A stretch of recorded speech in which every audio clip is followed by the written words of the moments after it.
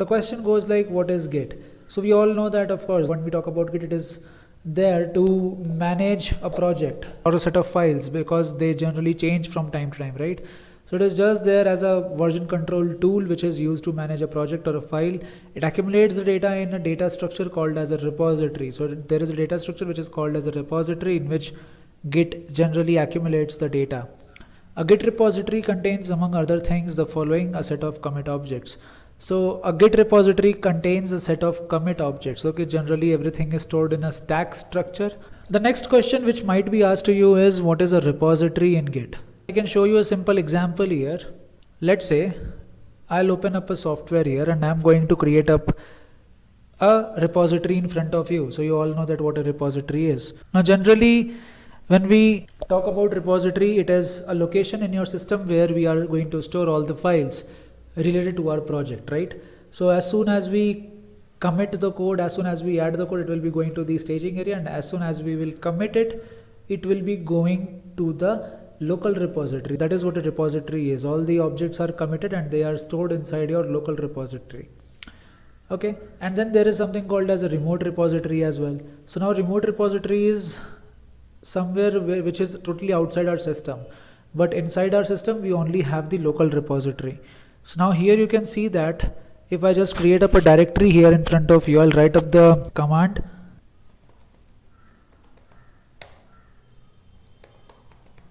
So you can see that this is how we generally initialize an empty Git repository, right? So we have said, or we have commanded Git to create a repository which is, or the name, whose name is local repository, right?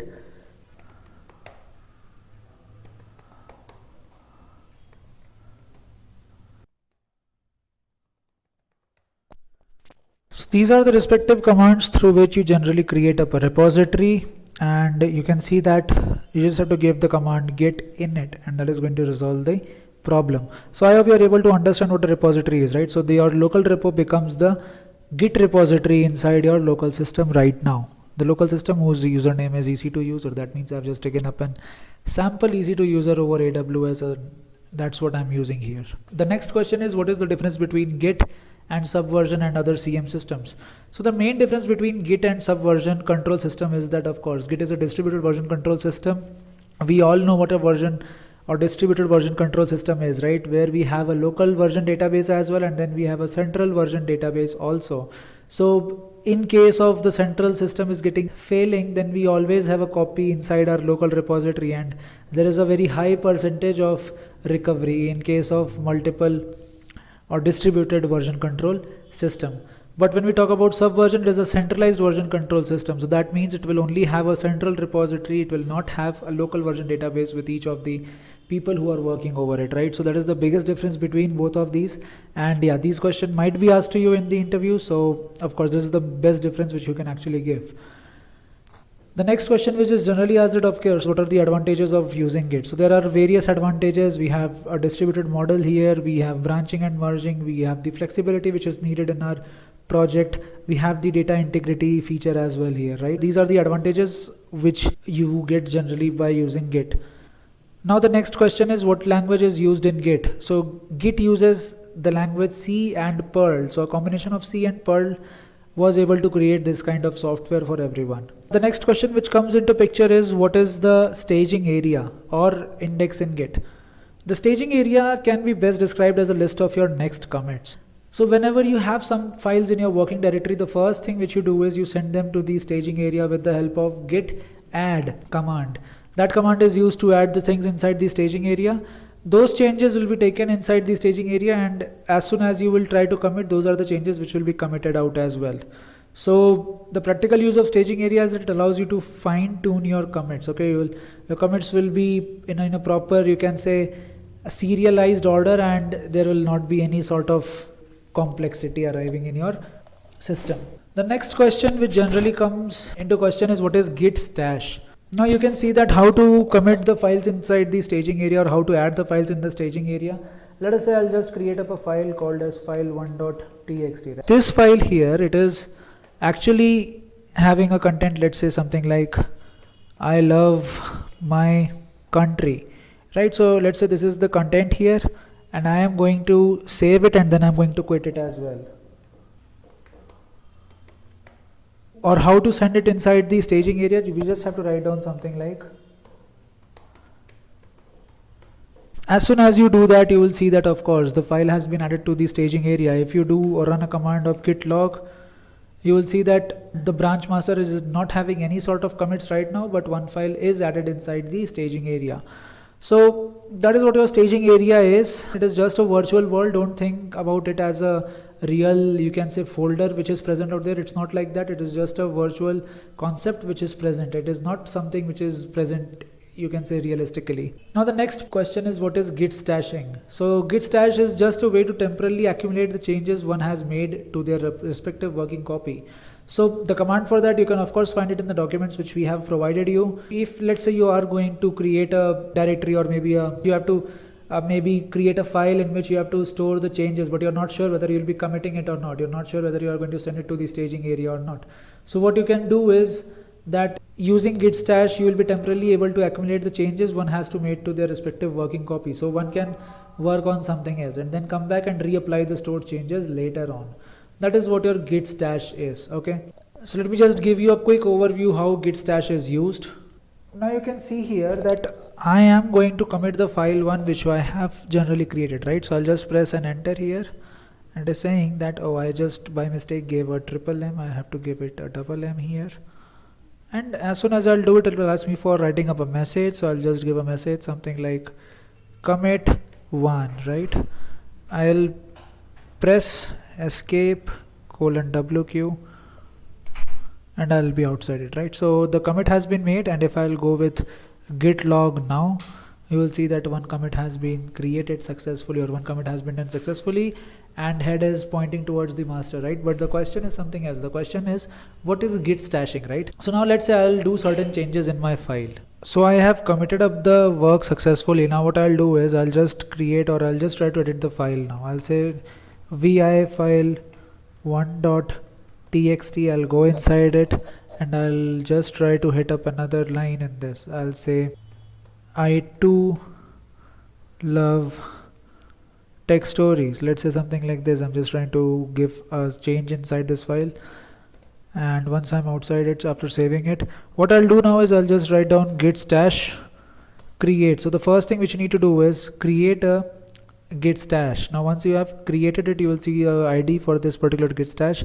If you do something like this, let's say git stash now, you do it will save the working directory inside your stash. That means whatever, let's say there is a change which you have done inside your file and you haven't committed it, so you can temporarily store inside that git stash, and you will get the working directory to be totally clean. Now there is nothing which you can actually do to, or there is nothing to commit right now. If you will see git log, there will be only one commit which has been done, and head is at master, and the working directory have been saved successfully inside your git stash.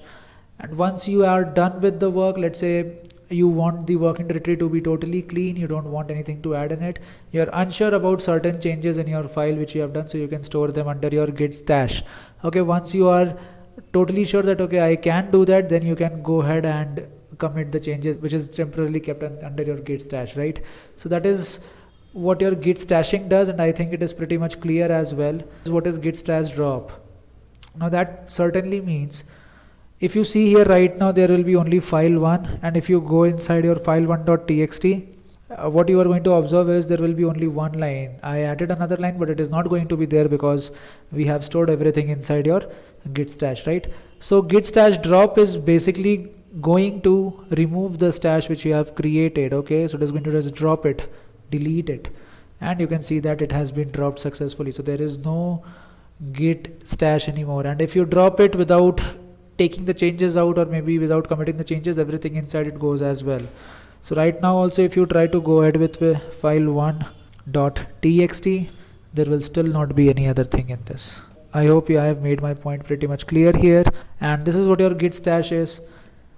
And let's quickly move up to the next questions. How will you know if the git or if a branch has been already merged into master?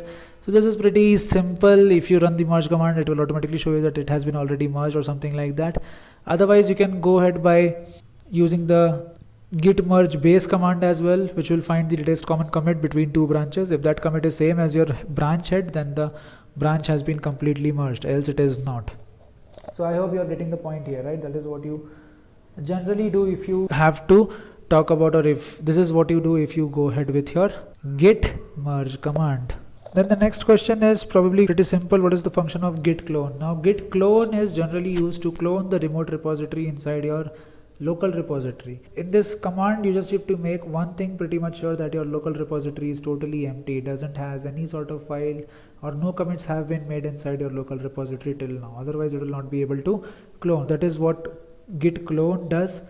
So it basically creates a copy of your remote repository inside the normal repository. Now what is the function of git config? So git config command is used to set the git configuration values on a global or a local project level. These configuration levels correspond to .git config test file which is there. Executing git config will modify a configuration text file. So that is what your git config is. If you come here, if you just go outside this directory, let's say I'm going out and I'm just going to write down lsal, you will see that there is a git config file which is present, right? This .git config file is a very important file. A repository, if you try to go ahead, let us go ahead inside this. Yeah, and in this git config file, if I try to go ahead,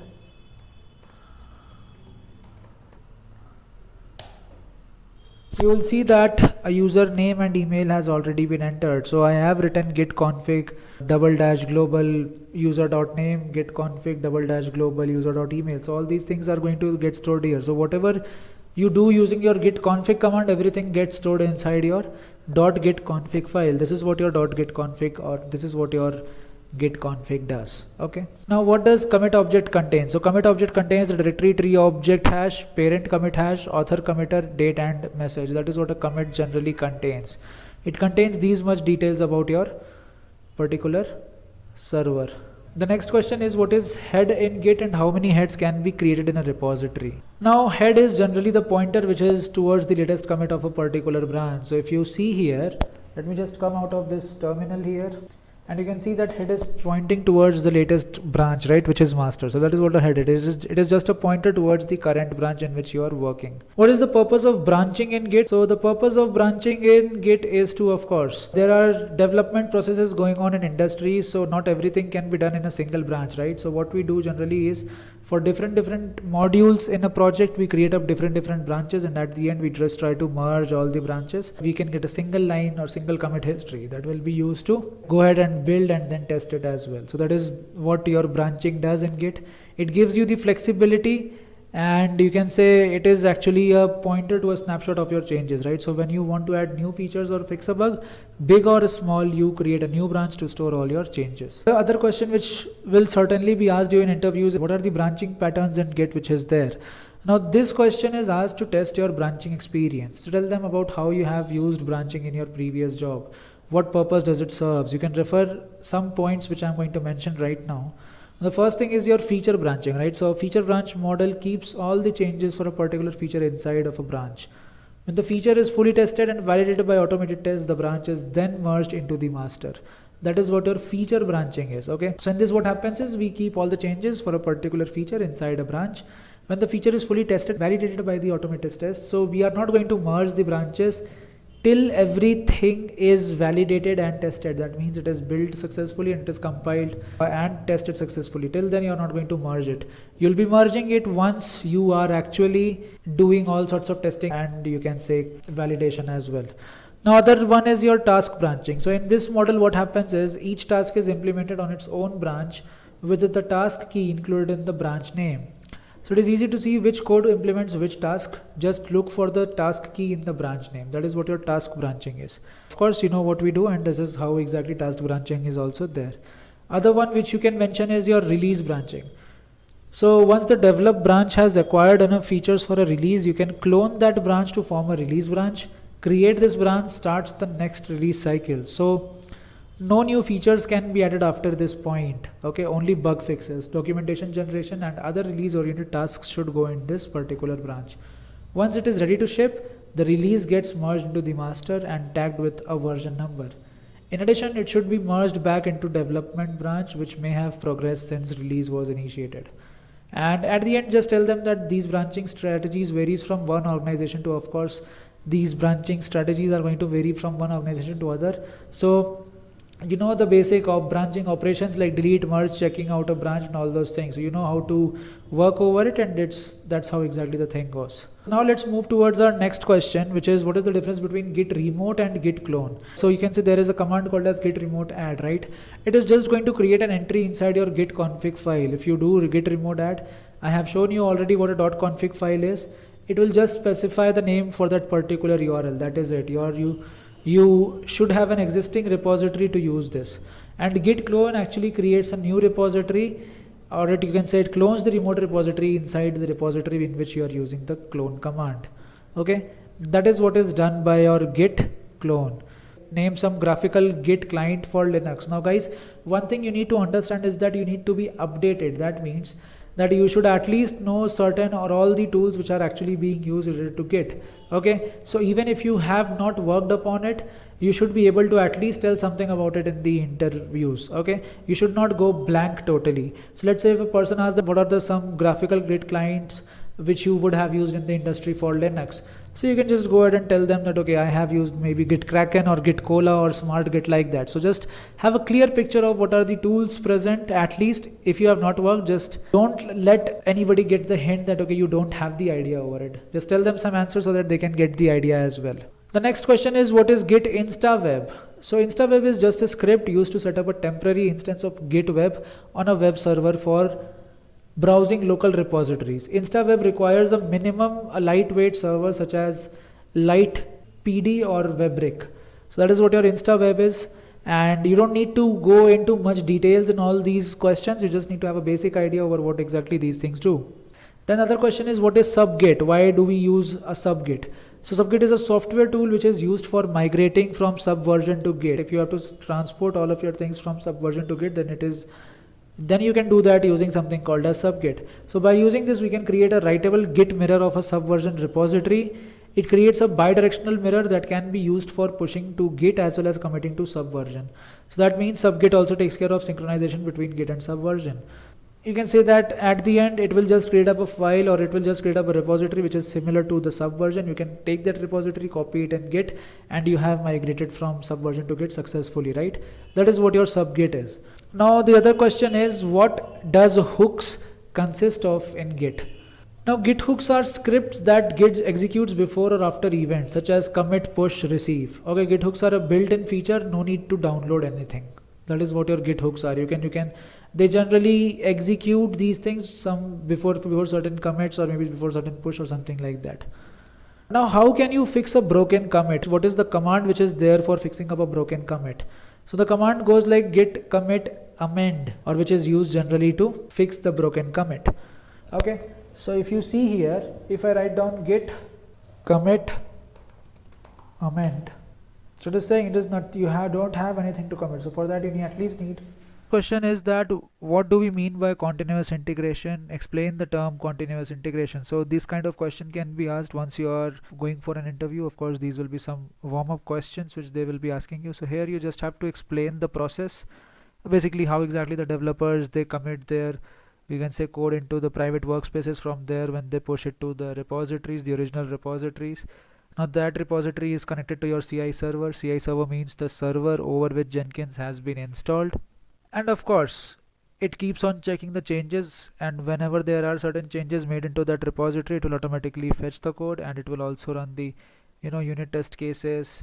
It will build the application, it will run the test cases also. All those things will be done once the changes are occurred inside the git repository, right? So that is what exactly you have to explain, and I think this is the basic thing, and you all will be able to explain it properly. The next question is that how we can move or how we can copy Jenkins from one server to another. So that is also pretty much easy, right? Because we can directly just create up the current copy of the job directory inside or in one Jenkins server, and we can just copy it inside another one, right?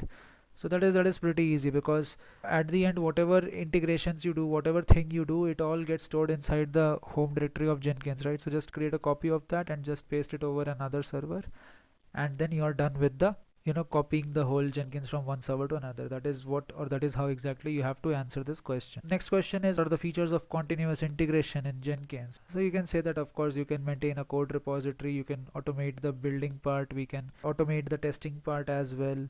Apart from that, we can keep the building part very fast, like the building can happen at a very high pace.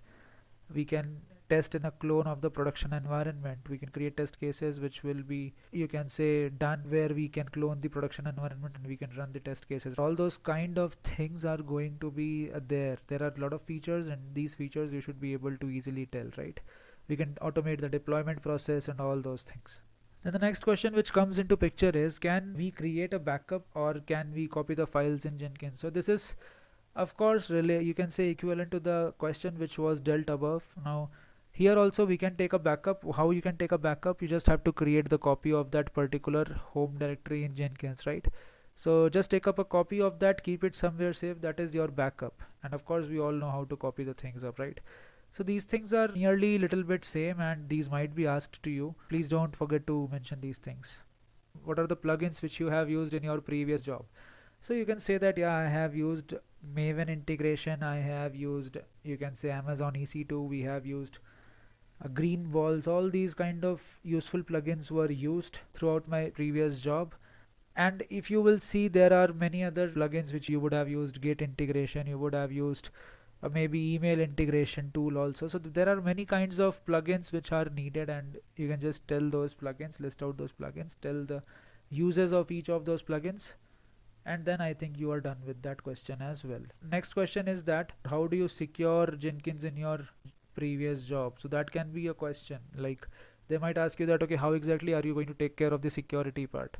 There are certain steps which we generally do. We can ensure, or we can switch on the global security. We can ensure that Jenkins is integrated with the company's user directory with appropriate plugin. Okay. And you can automate the process of setting rights privileges in Jenkins with custom version control script. So you can use a script and you can automate the process of setting the rights and privileges to each of the users so that they can have the access to certain services in Jenkins. And we can also periodically run the security audits over our Jenkins server. That is also going to help us a lot. These are certain ways in which you can secure your Jenkins server, and I think you all will be able to answer this question as well. So the next question which comes into the picture is your, what is automation testing? So automation testing or test automation is a process of, automating the manual process. Test the application or system under test using certain automation testing tools. So we have to now, use certain tools through which we can automatically test the whole application using certain automation testing tools. The testing tools which we have learned in our course is Selenium. So you can take up that example and you can explain that how exactly Selenium works. Okay, it involves uses of separate testing tools which lets you create test scripts. So you generally have to create down certain test scripts and then it can be run automatically and it does not require any manual intervention. That is what you need to understand. Then the next question which comes into picture is your, what are the benefits of automation testing? Of course, they will ask you generally that what exactly are the benefits and why are we going ahead with automation testing. Of course, you can say that it will execute the repeated test cases, it will aid in the testing at a large test matrix, it enables parallel execution, it encourages unattended execution, it saves time and money. So, and at the end it is saving a human effort as well. There are many features, there are many benefits of using automation testing tools these days, and that is the reason world is switching from manual testing to automation testing. So these are certain benefits which I have listed. If you have certain other, you can say, benefits, that you can list them as well.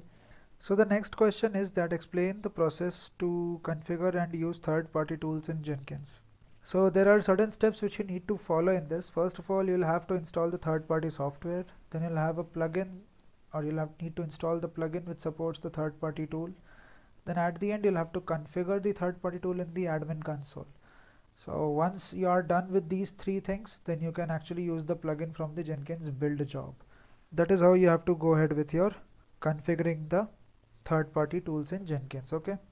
What are the steps included in the Jenkins pipeline? This is the question. So write down the steps, or they will ask you to mention the steps which are included in the Jenkins pipeline. So here what you can do is you can just tell them that the whole complete Jenkins pipeline includes building the project from the source code and putting it through a variety of units, integration, testing for user acceptance and performance, and then finally deploying the packaged application on an application server. So you can just list down the steps, something like, let's say the first thing is of course building, then we have testing, and then at the end we have deploying, right? So we have to configure the servers over which we are going to deploy. If we are using containerization for deploying, then we will always use Dockers or Kubernetes. So those things you can of course mention. So always the building happens first, then the testing happens, and then happens the deployment. So this is what exactly the thing is. Then the next question is that how to turn off the security if the administrative users have logged out of the admin console. So how can we turn off the security in Jenkins if the administrative users, that users who are admins, they have logged out of the domain or logged out of the admin console?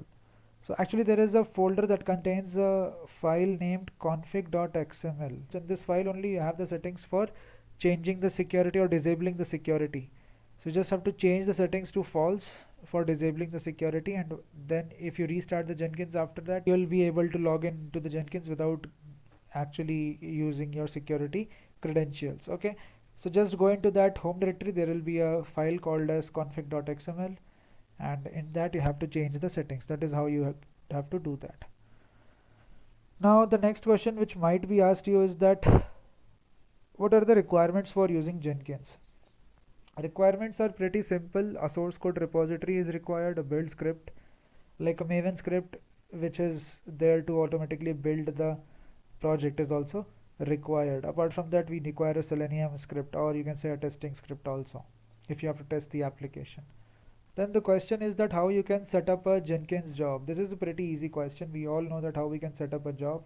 It is pretty much simple. You can just go to the Jenkins top page, select a new job and build a freestyle software project. That is how you have to set up the job. Sometimes the elements of a freestyle project includes the following things. We need a CVS or the subversion where our source code will reside. That means something like Git or SVN is required where we can store all our codes. Then when the Jenkins performs the builds, we will need the optional triggers like maybe pole SCM or so.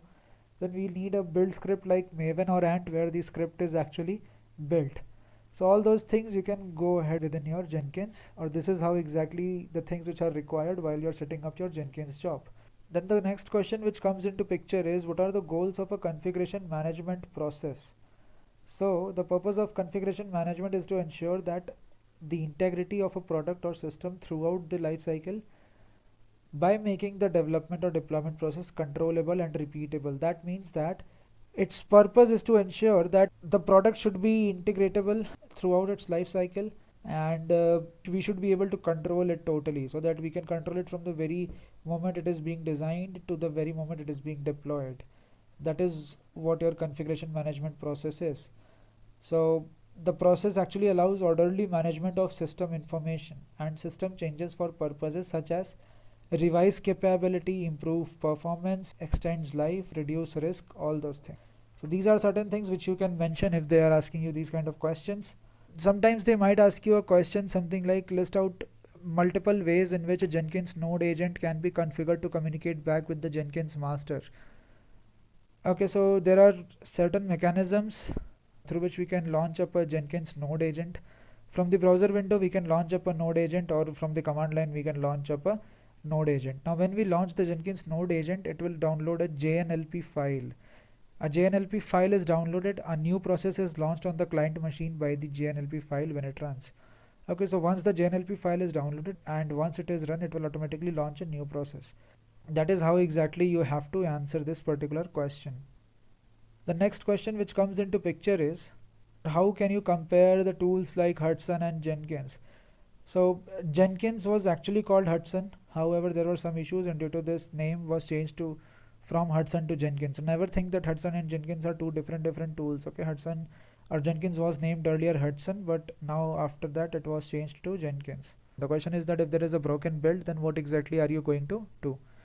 So first of all, we'll open the console where the broken build is created, or we'll open up the console output. We'll check where exactly the broken build was occurred, and then we will see if there are any file changes that were missed, or if there were certain changes which we had actually missed. If we are not able to find anything in this manner, then we can update our local workspace and replicate the problem and then try to solve it. So basically you just have to of course go to your console output in the build part, or when the job is built you will have to go to your console output and check for the errors. That is one way of fixing your build. This is the job. If you're working in Jenkins, you generally go ahead with the building part. You try to work with the builds, you try to understand how exactly a build was broken. You have to fix the builds, you have to check why the builds have broken, right? So that is one way of working inside Jenkins tool, because at the end the developers are pushing that code, right? So technically it should not fail in the building part, but if it is failing, that means there is something wrong with the tool itself. There is nothing wrong with the code. The next question which comes into picture is that how can we schedule the builds in Jenkins? So first we'll have a source code management commit. After that we have to complete other builds. Then we have to schedule it to run on a specified time. So at a specified time we have to schedule the build, and then we have to give it a manual build request. So this is how you can schedule the builds in Jenkins, and this is how you can go ahead with the builds part. So what is the difference between Docker image and a Docker container? We all know this answer, and it is pretty much easy also. Docker containers are used to run the Docker. With the help of Docker images, we can run up a container. Images cannot run without a container. If I have to run an image, then we need a container to run it. So an instance of an image can be called as a container.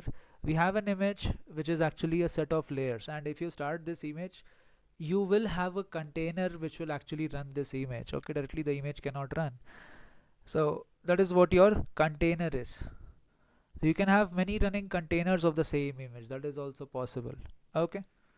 The next question is that what is the difference between blue-green deployment and a rolling deployment? So there are three terms actually: blue or green deployment and a rolling deployment. So what actually happens in blue-green deployment is that we have two complete environments, and one of them is blue, which is running, and the other one is your green environment to which we want to upgrade the systems. That means one environment is already running and other one is the one which we want to upgrade to.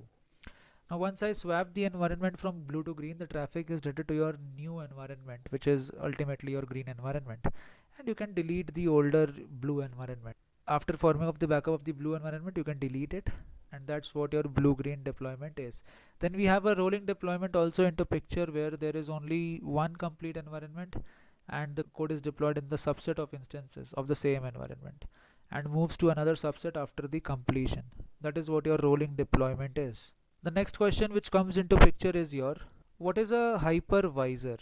The hypervisor handles creating the virtual environment on which the guest virtual machines operate. So whenever we have to launch up any virtual machines, we have to use the hypervisors. Okay, and that is not the case in Dockers, because in Dockers we have something called as Docker engines. Okay, so what exactly is a virtual environment? A virtual machine or a virtual environment is created by our hypervisor. It supervises the guest systems and makes sure that resources are allocated to the guests as they need.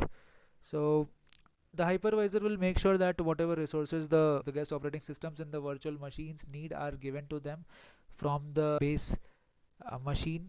The hypervisor is actually a kind of machine which sits between the physical machine and the virtual machine. It provides the virtualization services to the virtual machines. The rapid development of virtualization technologies, primary in cloud, has also driven the use of the virtualization further by allowing multiple virtual servers to be created on a single physical server. That means, as you have learned in the sessions as well, that sometimes or generally what happens, there is one hardware which keeps on introducing new virtual machines. So that is how exactly your hypervisors work. Then the next question is that what is the difference between monolithic, SO and microservices architecture?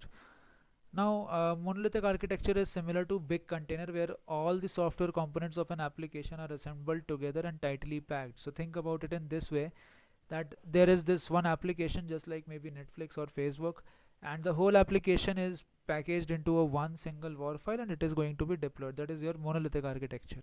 Let's say that I am dividing Netflix into 4 parts and I am going to create up 4 different web archives of the same application, and then I'll be running all the 4 different web archives separately. Then that becomes your microservices architecture. Okay, so it is an architectural style that structures an application as a collection of small autonomous services modeled around a business domain. That is what your microservices architecture is.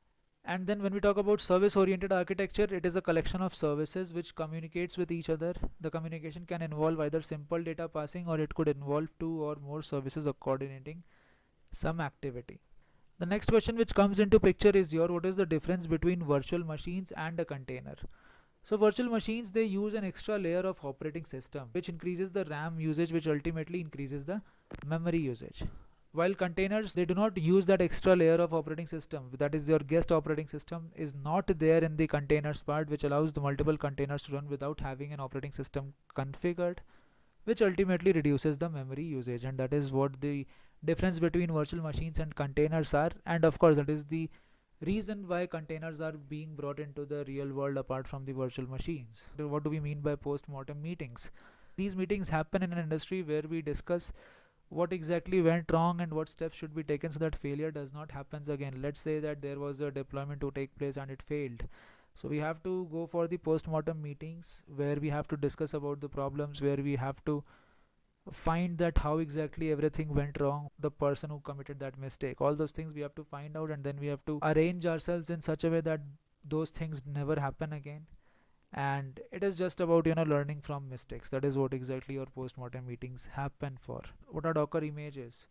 So Docker images are again a source of Docker containers. In other words, you can say images are just used to create up the containers, right? So we all know what a Docker image is.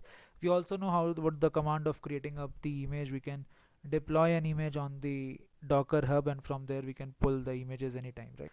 That is what your Docker images are. What is Docker hub? That is another question which generally interviewers tend to ask. So Docker hub is something which contains all the images. Whatever images you're having, you can push it over Docker hub, and it is a container of, you can say, images. Okay, so there will be a registry where these Docker images live. That registry is Docker hub. So users can pick up the images from the Docker hub and use them to create customized images and containers. That is what your Docker hub is, and it is currently the world's largest public repository of image containers. What is a Docker file? That is the next question. Now Docker file is used to build the images automatically by reading the instructions from a file called as Docker file. That how when we just have to write down a simple Docker file, in that we have to mention the details of our images and how exactly our image is going to be, what exactly do we want to do with that image, and that is what your Docker files are. You just mention all the things in the Docker files, you run the Docker file, and that is going to create the image and run the container automatically for you. So you don't have to do everything manually. Just prepare a Docker file, run the Docker file, everything will happen automatically. Then the next part comes is your what exactly is Docker Compose. So Docker Compose is a actually YAML file, a file which is written in YAML configuration, which contains details about the services, networks, volumes for setting up the Docker application.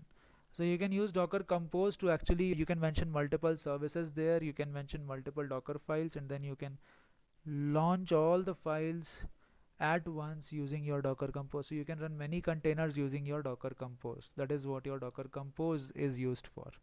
The next question which comes into picture is what is a Docker machine? So Docker machine is a tool which lets us install, you can say, Docker engine over the virtual host. So all of us have a virtual machine, right? Or we have the host operating system. Over that you can install the Docker engine, which helps you in running the containers. Hypervisor actually hosts up many virtual machines, but this Docker engine hosts multiple containers. That is what your Docker machine is. The questions can be something like how we can check the Docker client and Docker server version. So we just have to write down the command simple like Docker version. Now the next question is that are we going to lose all our data if the Docker container exits? Let's say that I was running a container, somehow I exited that container. So are we going to lose whatever data was there inside that container? So the answer for that is no, you cannot lose the data when the Docker container exits. Okay, any data which your application writes to the container gets preserved on the disk until you explicitly delete the container. So the container will be having the information. Unless you are deleting the container, all the data will be there preserved inside that container. The next question is that how is Docker different from other containerization methods? So Dockers are quite easy to deploy on any cloud platform, and it can get more applications running on the same hardware when compared to other technologies. You see there are multiple containers running over a single operating system, right? So that basically says all of the tasks, and you can even share the containers with your applications. That is also there. So there are many benefits of using Dockers instead of other containerization methods, and that is the reason why everybody uses that. in current industry. If I try to use JSON instead of YAML configuration for my Docker Compose file, will that be okay or not? So the answer for this question is of course pretty simple. We can use a JSON instead of a YAML for our Compose file. To use the JSON file with Compose, specify the JSON file name to use. For example, if you have to go for, let's say, Docker Compose, or if we create up a Docker Compose file, we generally write down docker compose.yml, right, or YAML. Instead of that, we can just write down docker compose.json. So whatever you all feel comfortable with, you can always mention that, and you can say that, yeah, I was actually trying to work with Dockers and I use the JSON format, or maybe I use the YAML format for configuration. How far do the Docker containers scale up? Are there any requirements for the same? This is the next question. So how exactly, or how far do you think the Docker containers can scale? Like, what exactly are the use cases of Docker? So the answer for this question lies here itself. There are large web deployments like Google, Twitter, all these use some things like, let's say, databases like Heroku or .cloud. Every other thing is running over your container technology. Okay, nobody actually uses the virtual machines anymore because container technology is going to preserve a lot of memory. It uses, or it reduces a lot of space, and it reduces a lot of money. So that is the reason why people are going with your containerization in the industries. The requirements: the containers require the memory and the operating system at all the times, and a way to use this memory efficiently when scaled. These are the only requirements which generally are required. So is there any command through which we can identify the status of a Docker container? Of course, using the docker ps command, we can how many containers are running. PS stands for process. Else, if the containers are not listed, we can go for docker ps -a, which is going to give us everything about whatever containers were created. The question is now, can I remove a paused container from a Docker? So no, you cannot remove a paused container. The container has to be in stopped state before it can be removed. If the container is paused, you cannot remove it. But if the container is stopped, then you can of course remove it. How many containers can run per host? So there can be many containers and they can run over a single host. Docker does not have any restrictions over it, but you see, every container needs certain storage space, it needs certain CPU, it needs certain memory. So till the point of time your operating system is able to support all the containers effectively, that would be the number of containers I would suggest to go ahead with. If the expectations are increasing, or if the storage or many other things are not being completed, then there is no point in running multiple containers on the host, right? So it's just like you can run as many containers as possible, but of course you provide a good amount of memory and storage capacity to all the containers. The question is that how can you monitor Docker in production? So one way is to use the monitoring tool, that is your Nagios, which can monitor all the servers, all the containers, everything. But apart from that, if you specifically have to monitor Docker part, then you can go with there are certain functionalities which are present, which is your Docker stats or Docker events to monitor the Docker in production. Okay, so the Docker stats provides the CPU and memory usage of the container. Docker events provides the information about the activities taking place in the Docker daemon. Okay, so these two things you can tell the interviewer if they are going to ask you how to monitor Docker in the production scenarios. The next question here is it a good practice to run Docker Compose in production? So of course, yes, you all are good to go ahead with your Docker Compose in the production scenarios. There should not be any issues with that. My company also used to do the same, and I think yes, it is the best practical application of Docker Compose actually. So when you define applications with Compose, you can use this Compose definition in various production stages like CI, staging, testing, etc. What is meant by Google Container Engine? This is a question which is sometimes asked in any interviews. So Google Container Engine, it is an open source management platform for Docker containers and clusters. This Kubernetes based engine supports only those clusters which run within the Google's public cloud services. It is engine like your Docker engine, but it is going to support your Kubernetes as well, Kubernetes clusters, and it is going to support only those clusters which are running over your Google's public cloud services. That is what your Google Container Engine is. Let us move up to the next question. How does Kubernetes simplify containerized deployment? As a typical application would have a cluster of containers running across multiple hosts. All these containers would need to talk to each other, right? That is the general case scenario. There might be many containers running over different host systems, and all of these containers might want to communicate with each other, because sometimes they need certain information from a different container. So to do this, you of course need something big that would load balance, scale, and monitor the containers. That is what exactly Kubernetes does. So since Kubernetes is a cloud agnostic and it can run on any public private providers, this tool actually simplifies the containerized deployment. Okay, that is how exactly Kubernetes simplifies the containerized deployment. Now next question is that what is kubectl? We all know, we all have used kubectl, we all have used kops. So it is just a simple platform using which you can pass commands to the cluster. So if you have to manage your cluster, you have to use it through kubectl. It is going to install the command line which is required for you to interact with your clusters. It basically provides the CLI to run the commands against the Kubernetes cluster with various ways to create and manage Kubernetes components. Okay, that is what your kubectl is. How is Kubernetes related to Docker? This might be a warm-up question kind of thing which will be again asked from you. So I think that yeah, you can of course answer these questions pretty easily. It is a known fact that Docker provides the lifecycle management of containers and a Docker image builds the runtime containers. But since these individual containers have to communicate, Kubernetes is used. So we all know that, right? Both all of these containers, they have to communicate with each other, and that is the reason why we generally go ahead with Kubernetes. The next question sometimes which is asked is what is container orchestration? So I hope that everybody knows what microservices architecture is, right? Where we generally break down an application into multiple parts and we run all the parts over a different server, and if one part has to communicate to other, then it will have to connect with that server and then communicate with it effectively. Let's take up a scenario where we have 7 to 8 microservices for an application, and these microservices are put in individual containers, isn't it? Because that is what happens in microservices. All the components are actually put up in individual containers. At the end, they have to communicate with each other to make the application run successfully, but they won't be able to communicate without container orchestration. So orchestration basically means that amalgamation of all the instruments playing together in harmony. That is the general definition of orchestration. That means include everything and then work with everything at once. That is what your Kubernetes does. Okay, so it takes all the containers and it lets them interact with each other. It manages all the containers from one single server. That is how Kubernetes helps in container orchestration.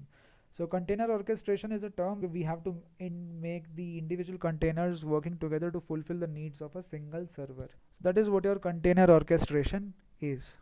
This is sometimes asked in the interviews, and container orchestration you can say is done with the help of Kubernetes, and that is how exactly the things are.